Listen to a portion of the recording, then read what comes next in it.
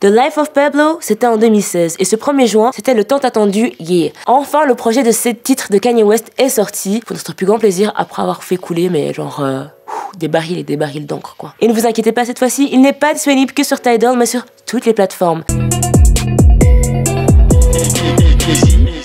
Alors je me suis dit qu'on allait retracer un peu tout ce parcours avec les coups de promo. Et au niveau des coups de promo, il s'est quand même pas mal débrouillé. C'est Kanye West quoi. Alors faut déjà savoir que Kanye a prévu la sortie de 5 projets. Déjà le sien, Yee, et puis après ceux qu'il produira. Donc il y en a avec Teyana Taylor, il y en a avec Nas, Kid Cudi, et puis il y a le fameux Daytona de Pusha T qui a aussi fait couler des barils et des barils d'encre. C'est un désastre pour l'environnement là. Faut dire que le clash Pusha T Drake a quand même pas mal aidé. Hein. Et puis le coup de la cover de la salle de Mom Whitney Houston. Si t'as pas suivi l'histoire, j'ai fait un easy dessus juste vendredi passé.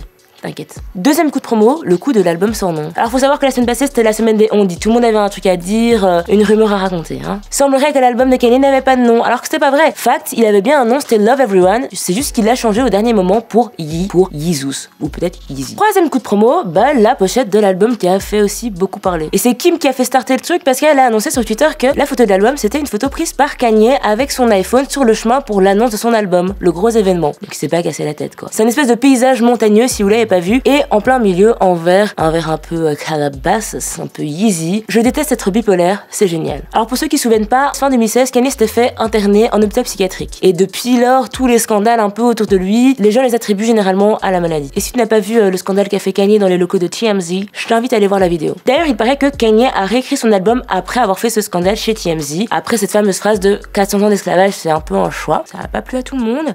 Et bah vu que son album parlait un peu de ces thèmes-là, il s'est dit bah peut-être que je vais éviter, donc on va réécrire tout ça. Et dernier petit coup de com incroyable, eh bien la présentation de son album, là où tout a commencé, là où tout a été enregistré à la base, le Wyoming. Quelques montagnes, une centaine d'invités, médias plus amis, et quelques baffles, hein. Il aime les choses simples. En plus, il avait eu la bonne idée de tout mettre en live stream sur la plateforme Twitch. Déjà, t'avais des invités incroyables, t'avais même des acteurs comme Chris Rock ou encore Jonas Hill. Évidemment, t'avais Kim qui était là pour soutenir son chéri. Et t'avais tous ceux qui étaient aussi sur son album comme Jeremy, The Party Next Door ou encore Ty Dolla $ign. Il y avait même Lil Yachty qui était là, Nas, enfin, l'album a commencé à être projeté et la scène était magnifique. T'as Kanye qui rentre dans la foule pour se mettre un peu en espèce de communion avec son public et tout. Ça faisait très truc spirituel, genre on prend tous de l'ayahuasca, on se défonce tous ensemble, près d'un tipi, comme une bonne teuf, hein, en mode teuffer. Ce qui était un peu dommage par contre, comme le relate le Huffington Post, c'est qu'il paraît que les gens vivaient un peu chaud plutôt derrière leur téléphone, malheureusement. Et pour la dernière petite info, parce que j'adore Tada et terminer sur ce genre de notes, Kanye n'a crédité personne sur son album, bien sûr. En tout cas, moi je vais dire que j'ai vraiment kiffé l'album, honnêtement, c'est du Kanye West, j'ai rien à dire. Je vous conseille d'aller l'écouter, de faire votre avis par vous-même, n'hésitez pas à mettre votre morceau préféré en commentaire et aussi peut-être le scandale Kanye qui vous a le plus marqué ces derniers temps. On se fait des bisous, on se retrouve demain. Bisous.